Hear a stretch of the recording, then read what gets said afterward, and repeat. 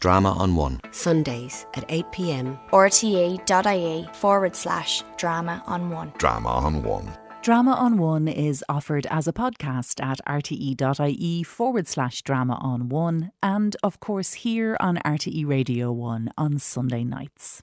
The Wickedness of Oz, written and performed by Kate Gilmore, explores a day in the life of daydreaming, musicals-obsessed Debbie, who takes us on a journey both magical and real. From Talbot Street in Dublin to Bondi Beach down under to Hollywood's red carpet and back again, we share Debbie's dreams, her dreads, her love and her loss.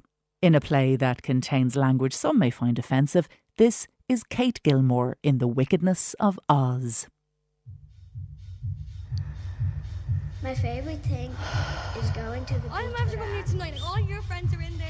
Enjoy, my angel. No, not right now. I made you from scratch, remember?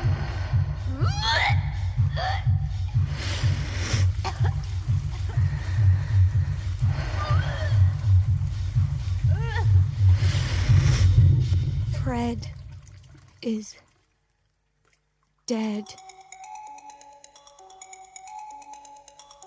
Waking up in Aaron's bed, stinking of shame and coconuts. Mum warned me to stay off the Malibu. A vague recollection of Aaron carrying me to bed last night and then taking the couch. His couch is leather, like he'll be peeling himself off it come midday. Realise I've set the alarm for 8:55 a.m, which I obviously thought gave me plenty of time to make my 9 a.m. shift. Peel myself off the bed like Liz Taylor in the late 80s, only to be greeted by a picture of Emily Murray posing in a metallic two-piece on Bondi Beach. Posted on all social media outlets 37 seconds ago for maximum coverage. Bondi is everything, reads the caption. I have the personality of a spoon, is what it should read. Emily is Aaron's older brother's ex-girlfriend's younger cousin. She moved to Oz 2 summers ago on a 1-year working visa and was just so delighted with herself over there. She never came back. Mam says she feels awful sorry for the parents who brought her up with all they had, only for her to leave them with nothing but the walls to talk to. Emily was an only child. You'd know it too with the way she went on. Aaron's house has 2 sets of stairs, one from the attic and one from the landing. I stop at the bottom to check him out on the couch, draped in IKEA's best fur, his arm over his head, and on the underneath of it there's a tattoo of the angel Gabriel. The skin there is slightly raised, but so soft. I think it might be my favourite part of him. Oh, my man, I love him so. He'll never know. All my life is just despair, but I don't care. When he takes me in his arms, the world is bright. All right. Thank Jesus there's no one else awake in this house yet, because I'm not in the mood this morning of his owl one. Davina. Me and Aaron's mother have been in heavy opposition for the last 5.5 years. You'd think in that time she'd find a way to come around to the fact that I'm probably going to marry her son. But people surprise me every day.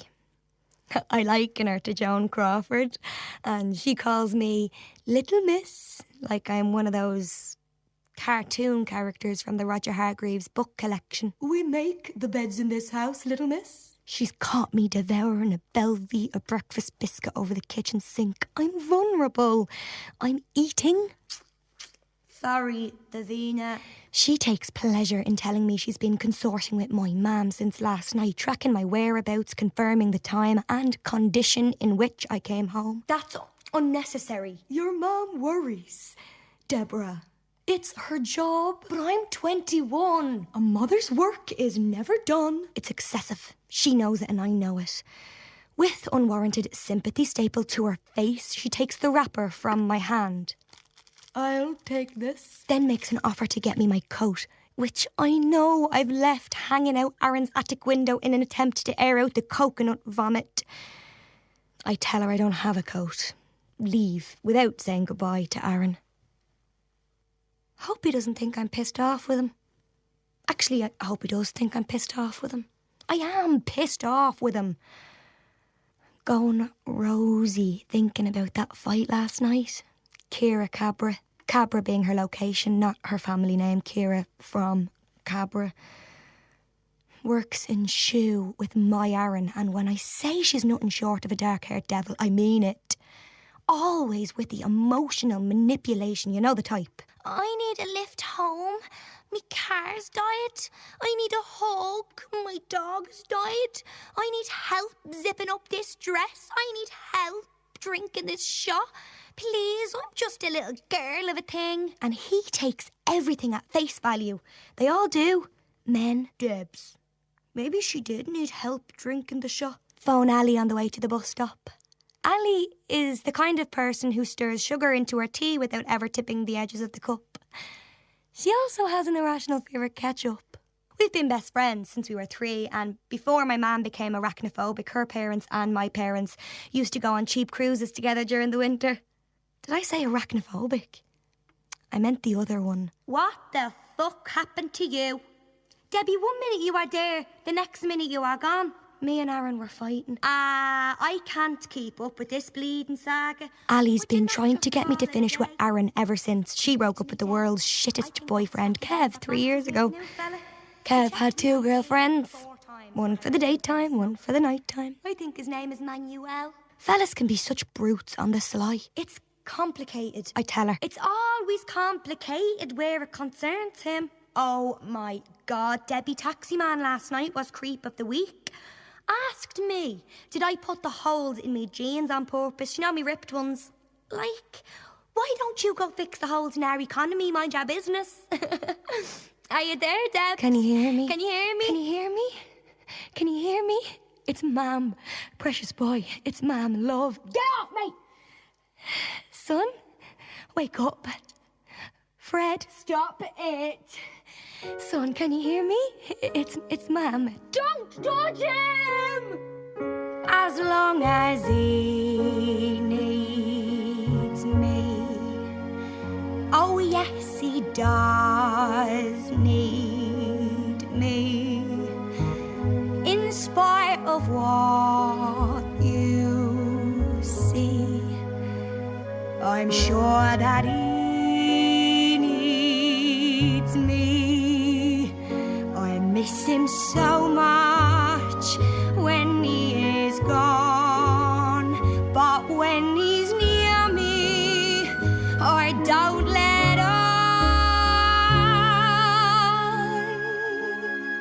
The way I feel inside, the love I have to hide, the hell I've got my pride, as long as he needs me.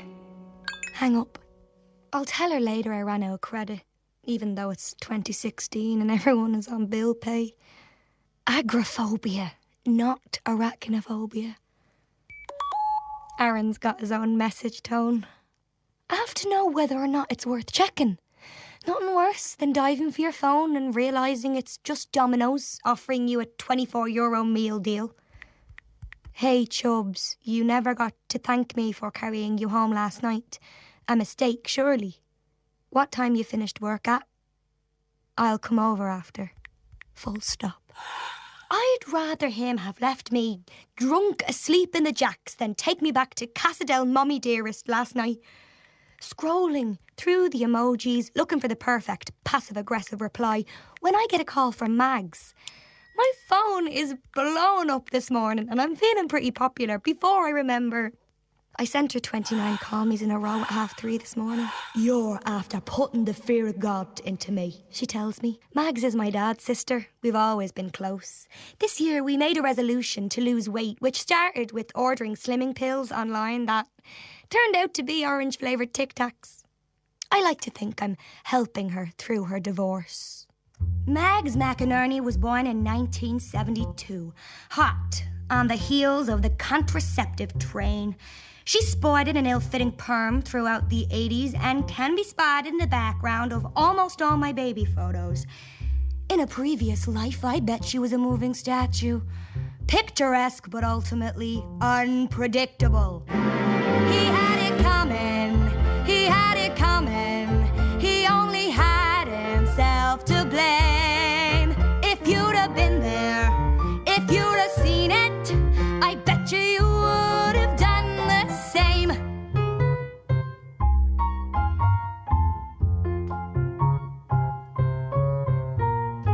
She arrived home on the 22nd of December last to find all her stuff in the hallway of the Greek Street flat she shares with her husband, and a note that said, "I simply could no longer."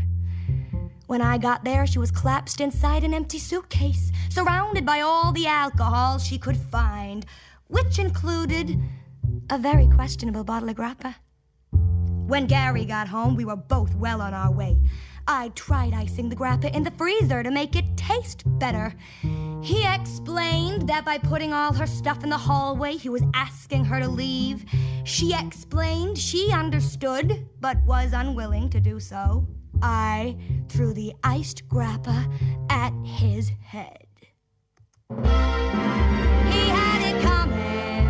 He had it coming. He only had himself to blame. If you'd have been there, if you'd have seen it, I bet you would have done the same. Gary went upstairs to bed and we continued till all the drink was gone. Then I collapsed into the suitcase. I could hear them shouting at each other at some stage. They were on the landing, I'm not sure, talking about him, talking about Eric. I met Eric a few times when I was in the bookies with Aaron. You'd never know he was gay. Then again, you'd never know Gary was gay either. I can hear the distaste in Mag's voice when I tell her about the argument I had with Aaron last night. Remember what I said to you, lady? You're too full of life to be half-loved. Deb, what time you finished work at? I'm coming over. We need to talk. Full stop. Salty tears prick at my taste buds. I'm scarlet. A woman with a pram asks if I'm all right. Then I notice the pram doubles as a skateboard. That makes me smile. Aaron and I met at disco in Barcode. He has the face of a really attractive pit bull. His eyes are grey blue and he always smells of outdoors. I was sort of hypnotised into thinking his orange Lacoste tracksuit held a certain allure. I felt like I'd known his face for 1,000 years. I had Ali ask him if he liked me, and he told his friend Rob to tell Ali to tell me, yes, he did like me. After we kissed, the silvery saliva highlighted a mild cleft lip I hadn't yet seen. He rubbed his nose clean and said, I don't usually go for gingers. I've only two €2 coins in my purse, which is just fantastic. Try paying onto the bus with $1.95, please. The driver asks, where to? Town. It's $2.70 to town, love. Yeah, I realise it's $2.70 to town, but I've only €2. And bear in mind, my mouth is like the Sahara Desert after last night. I'm gonna need that other €2 for a can of Coke and a packet of chewing gums. Not my problem, love. Great. Now skateboard pram is staring me over. Am I wearing something belonging to her? I begin to walk into town. I'm already 25 minutes late, so another 45 won't hurt. Everyone is out this morning in the sun. It's almost like summer. I see a middle-aged woman of about 35 waltzing out of Glasnevin Cemetery. Irish people find such joy in death. Looking up at the Rapunzel Tower, I wonder how much time it will take to grow my hair that long. Mine hasn't grown since the leaving. Stress, Mom says. Mom says hair only grows when you're happy. Hair only grows when you're happy. A woman wheeling a pram, catching a second nipper by the hand. She drops something jingly and bends in half to pick it up. She is the consistency of a jelly. I'm closer now to realise she's not just a slow mover. The little boy's chocolate button eyes look up at me. Lost. I ask her, "Do you need any help?" Her older chocolate buttons look at me. Glazed. What, love? I feel uncomfortable. I pick up the keys anyway. I look at the kids, 2 of them, did I mention? And I ask the one that looks old enough to comprehend. His name? Freddie. This is me ma Hazel. Me brother Caleb in the pram there. He talks like he's been smoking cigars for 20 years. I tell him my name. Debbie. He smiles and tilts his head like he thinks it's a funny name. Caleb. That sounds like something you rub into your temples to get rid of a headache. The ma clips him on the back of his head and says, "Mom, son."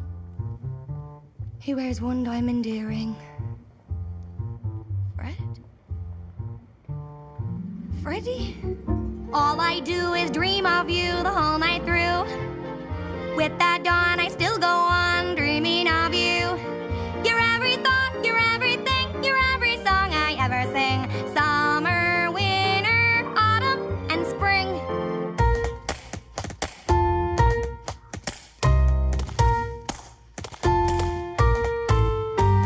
And were there more than 24 hours a day, they'd be spent in sweet content, dreaming away. When skies are grey, when skies are blue, morning, noon, and nighttime too.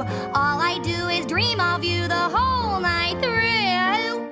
The sun is springing down on rough and tumbling Talbot Street when I finally make it into work. The ore is gone from Liberty Travel. That's new. I slink into my office chair like an orange tabby, and Kathy at the neighbouring desk offers me some Muse perfume because I smell like cat's piss, apparently. Clawing her 2 long lilac nails through my hair, she's trying to make me look presentable. I'm already going to get in trouble, Kat. Shh, shh, shh, shh, shh, shh. Now, what went on last night? Who were you with? What did you drink? Where did you go? Kathy is like a featured extra from Erin Brockovich. She's wearing a denim skirt today and dark plum lip liner. She's always offering me knockoff Gucci watches. And she's a nosy bitch. I tell her the Aaron story anyway, partly because she already knows our history, so can form an educated opinion, and partly because I just want someone to tell me to shut up. She seems dismayed at the "don't start this when you've had a few drinks" line. She asks if Aaron has ever told me he doesn't like what I'm wearing. I don't know what she's getting at. What you mean? I mean, never trust a boy who barks. He doesn't bark. What does he do then? Silence. Her eyes narrow and she lifts her chin like she's struggling to see me. All men are dogs, and all dogs bark. Silence again. I turn on my computer and look at the date. June 6th, 2016. This time last year, I was graduating from Dublin Business School with a degree in hospitality.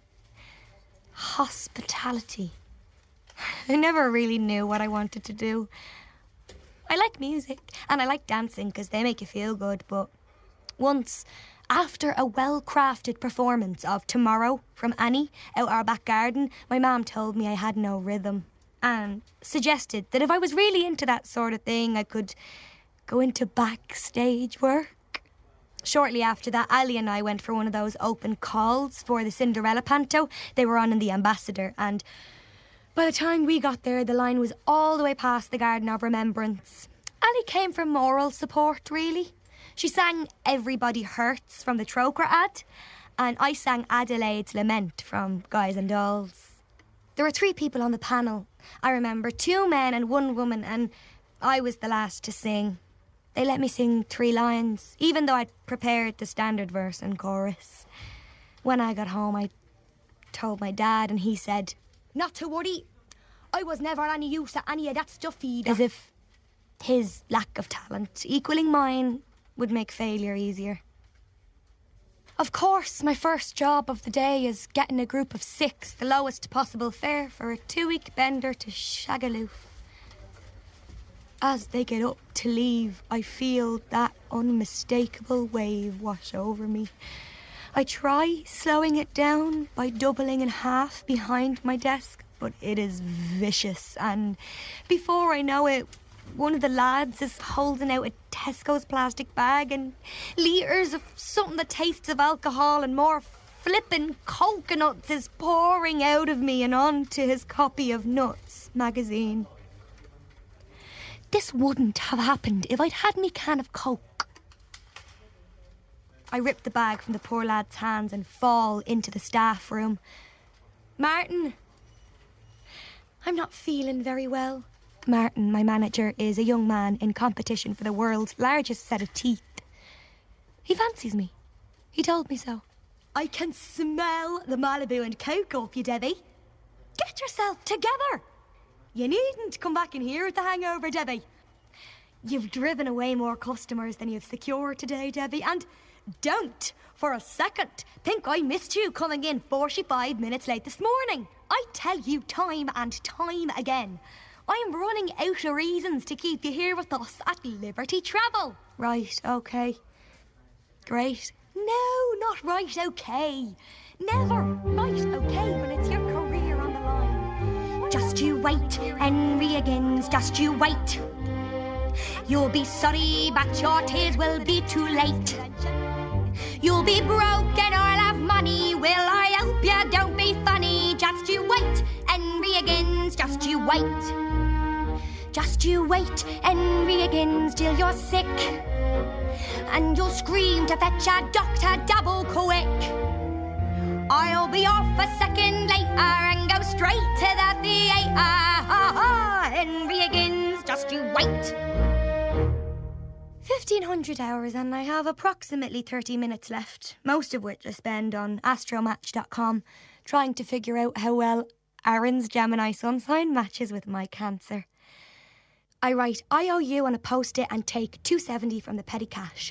Hop aboard the 17A and take out my phone. Need to get the screen replaced. Change my WhatsApp profile to a picture of me and Ali on her birthday. Crop her out. I look good. Check Aaron's messages again. Read over them, looking for anything else he might have meant by we need to talk. Google pictures of Bondi Beach. Pass the cemetery again on the opposite side. Pass Aaron's estate. Consider collecting my coat. Leave it as an excuse to make contact after today.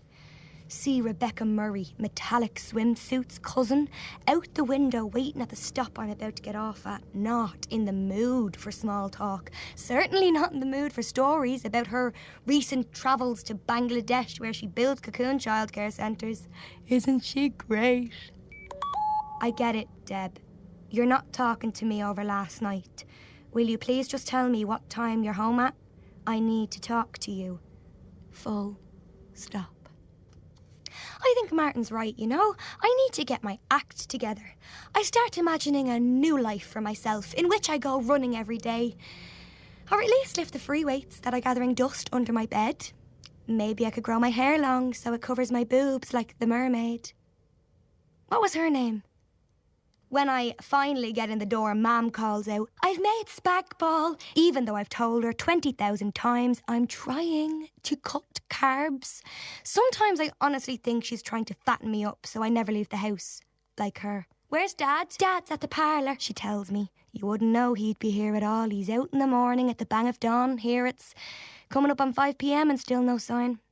I start eating grapes from the bowl on the table, which turn out not to be grapes, but big red sour balls with hard rocks inside. They're cherries, she tells me. Since when do we buy cherries? The Tesco delivery man is new. Made a mistake, she says. You could have returned them. She gives me the death stare. I'm being facetious. She wouldn't leave the house if it was falling down around her. Where's Dad? In the parlour, she tells me again. Forgot I'd asked already. When's he home? Around half, she says. Dad's one of those people who puts makeup on dead people. Fred is dead. I thought it was the coolest job ever, preteen. Now I'm starting to think it's all a little bit creepy. My brother Fred woke up dead. That sounds like a warm-up act for the Stone Roses. But he did. We were at the beach with our animals. We have two, a dog and a cat. People think dogs and cats can't live in harmony, but they can. Fred filled up like a water balloon and coughed and spluttered like a crybat until Mam wrapped him in my towel and took him to the car. He wouldn't eat when we got in and went to bed at 8. He drowned dry. I think that's why Mam never leaves the house. Because that's where he is. Spiritually, not physically, obviously. Did you know, when someone dies, the mortician sews their mouth shut? Dad had to tie a scarf around his head first thing, or his jaw would have went like this. Oh. You know, like the mummies in that film. The Mummy. Fred demanded we got Chunk. Chunk is our Yorkshire Terrier, even though Donna already had her cat. He failed to understand that dogs and cats don't usually get along. We failed to come up with solid examples of this. He won. He was all smart, much better than me. He was waked in his bedroom. The glow-in-the-dark stars that were stuck to the ceiling made the white of the coffin zing like bleached teeth. I didn't want to go in. I thought if I saw him like that, all blue like the water, I'd never be able to remember him as anything else. Aaron went in instead. He said Dad had done a lovely job. He said Fred's cheeks were still freckled and rosy and his sandy hair was gelled just nice. He said he looked peaceful. Aaron lifted me from under my arm back downstairs and into our kitchen, where I was presented with a platter of tuna sandwiches suffocating in cling film and a glass of watery Coke which tasted like socks. He carried me from under my arm without anyone noticing, and we walked like that for weeks after. He was only concerned with me, which was nice, because it wasn't my loss, or my sister's, or my dad's, even. First, she wouldn't leave his bed. Then she'd make it to his bedroom door to get her tea, milky, 2 sugars. Then, finally, when I was opening my Leaving Cert results, she came downstairs. It had been 8 months. I got extra points for grief. Decided it's been long enough to write back to Aaron. Home now. Work was a mare. Be over about 6. Love you, X. 6. He's coming over at 6. The smell of dinner is like a lasso around me, pulling me into the kitchen where Mam juggles spag ball between forks, trying to plate it up. Enjoy, my angels. Be careful with your knives and forks. Saw Ali's ma in Aldi today, Debbie. Can't stop thinking about Aaron coming over. My heart keeps jumping in my chest. It's filling me up, making me full, which is probably good because Mam's spag ball is about 2,000 calories. Has she had something done to her teeth? Ali's ma. Dad looks like a human drywall. Mam asks if he wants anything to drink, and he does. They both do. They looked a bit frotty. Frotty? Veneers, maybe. Do you think? Veneers. They're all the rage now. Apparently Donna wants me to Skype her tonight, but if Aaron's coming over at 6, he'll probably stay. She's working for the Mirror over in London, my sister. Dad's very proud. So is Mam, but Dad particularly. Always had a way with words, our Donna. She wrote a speech for the funeral, and one of the lines was, "For now I'll say goodbye with tears where my eyes once were." I didn't cry. Do you know I was watching last night? Cape Fear, and you know what I was thinking? Mam says as she cleans the corners of my mouth with her napkin. Mam, I'm not finished. Isn't Aaron the image of your man, Robert Mitchum. Who? An old actor, womanizer. Not for the drink, what? Ring any bells? Dinner time is when I hate Donna most. For leaving me alone in this house. My eyes wander for anything else. The picture wall, big wall, 12 photos, births, communions, confirmations, family, photos, pre and post Fred. Zante 2013, where I saw absolutely none of the sights and ended up catatonic with heat stroke day 2 because I fell asleep in the sun after 14 red wickets. Aaron holding a pink bucket of alcohol slush, me over his shoulder. That was the last night of the holiday and the first time I'd been to a beach. Since. We went on our own, me and him, away from the group, made shapes in the sand, funny penises and stuff like that. And when he smiled, there was dimples. He took my hand and led me ankle deep into the water. He said it was my loss too. Are you ever going to get your head out of clothes? Eat your food, Angel. I made the pasta from scratch. Scratch, she's always saying that, from scratch. She says she made me from scratch. Be careful. I made you from scratch. Remember? I creep away to my room to get ready. And they insist on discussing me as soon as I leave the table, even though they know the walls are paper thin. There she goes again. Are we ever going to have dinner as a family? Don't point your finger at me, Tony. You're the one that's always on at her. You're the one that's always on at her. You're the one that's always on at her. And the winner is Ms. Debbie McInerney in an act of desperation. Oh my goodness. Oh my goodness. I truly never expected this. I want to thank my mum, Joy, my dad, Tony, my big sister, Donna, and my little brother, Fred. And I have to thank the glue that holds me together, Aaron King, and our 4 children. 3 children. Two's enough. 2 children. Debbie, what are you wearing? Oh, this whole thing. Oh, I got this online. One of those fancy boutiques. It comes all the way from New York City. Oh, it's so pretty. Musical starlet Debbie McInerney was spotted yesterday in the Phoenix Park with her 2 children and her dog, Chunk. Looking a little worse for wear, dare I say. No, you may not say, John. I think she looks incredible after working so hard all year on her new film, Judy and I, about a young girl from Ireland picked to play Judy Garland in the making of The Wizard of Oz. She can't do that, Robin. She's got no rhythm.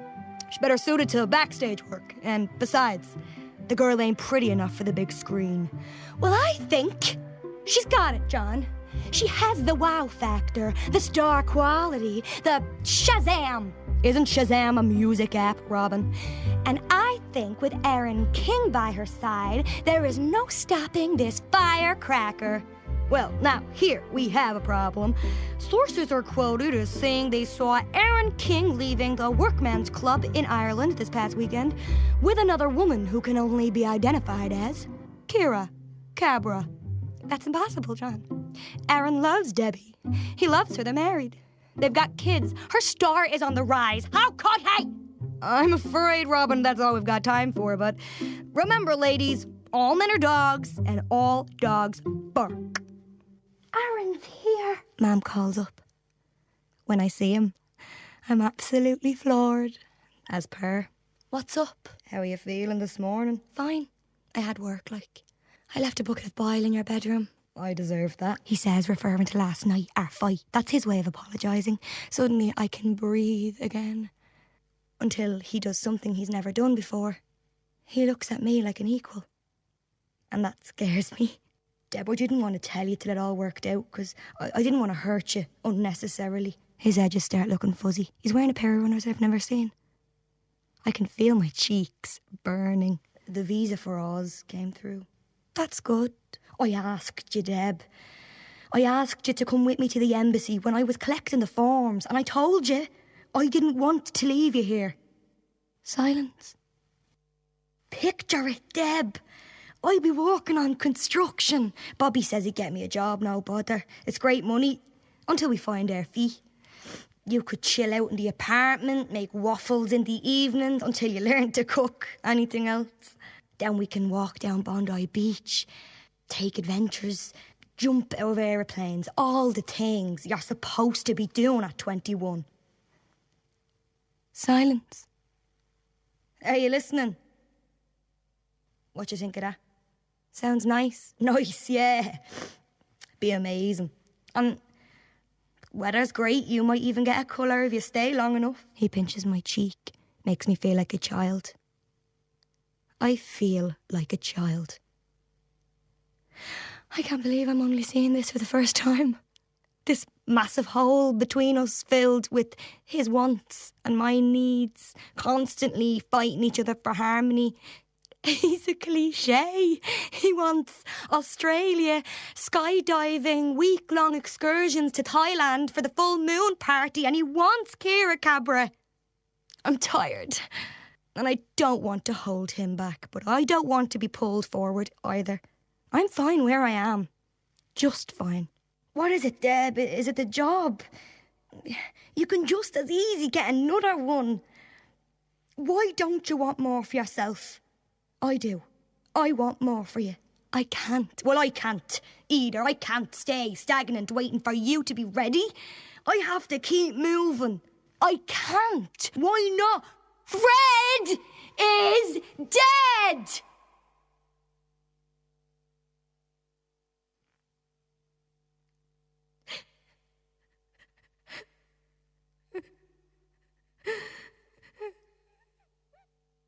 Eventually, I drag myself to the bathroom sink. I slap my face with warm, bubbling water and I'm new again. Fresh, bright, clean again, skin like a baby's. Dad peeks his head around the bathroom door. Mum is behind him. He asks if everything is okay. I don't know what to tell him.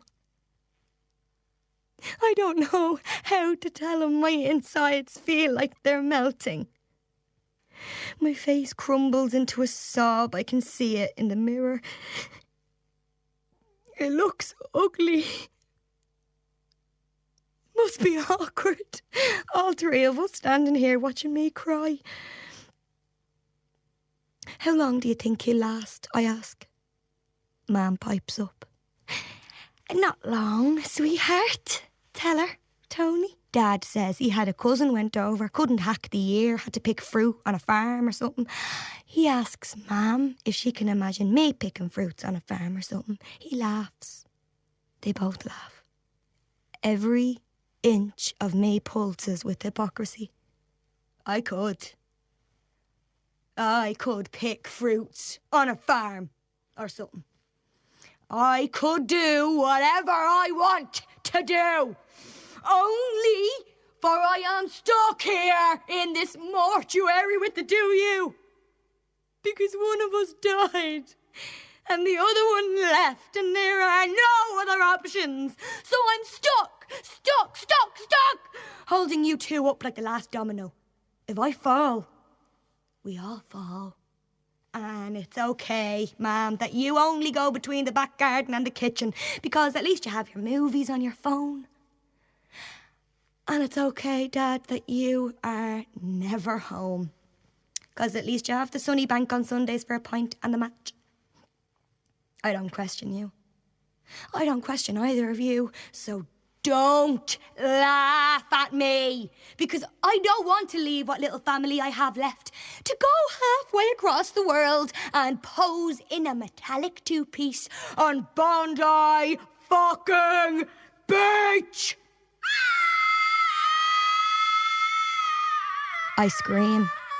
I scream so loud it stops sounding, and I don't want the neighbours to think that there's anything wrong, but I can't stop. And it begins to hurt my throat.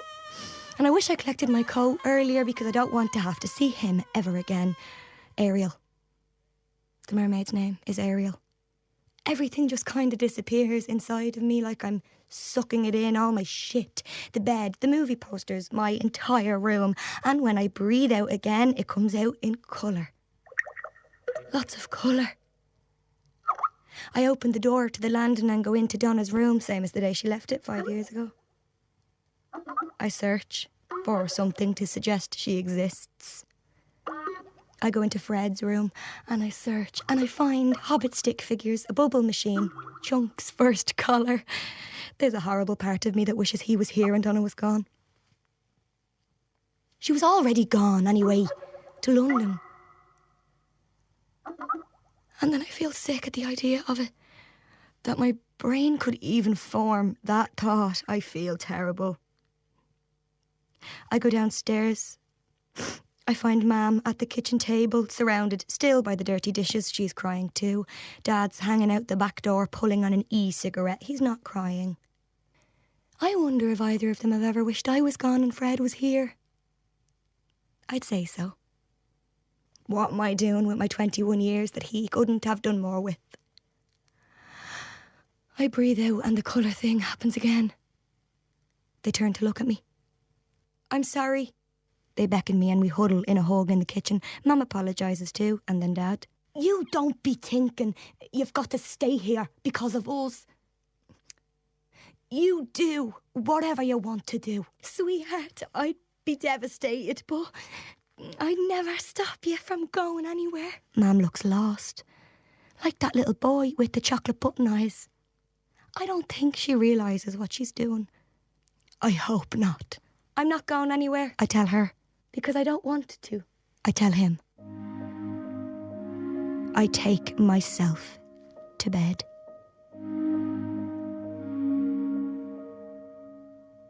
There's gotta be something better than this.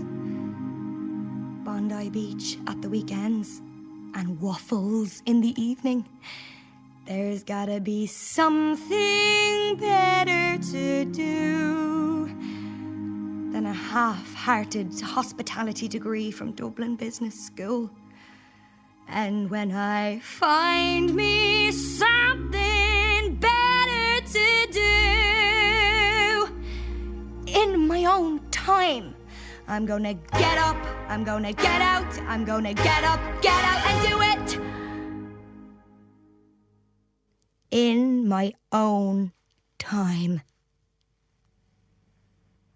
That was The Wickedness of Oz, written and performed by Kate Gilmore. The Wickedness of Oz was a show-in-a-bag production staged at Bewley's Cafe Theatre at Powerscourt as part of the Dublin Fringe Festival 2016. Musical arrangement was by Dennis Clohessy.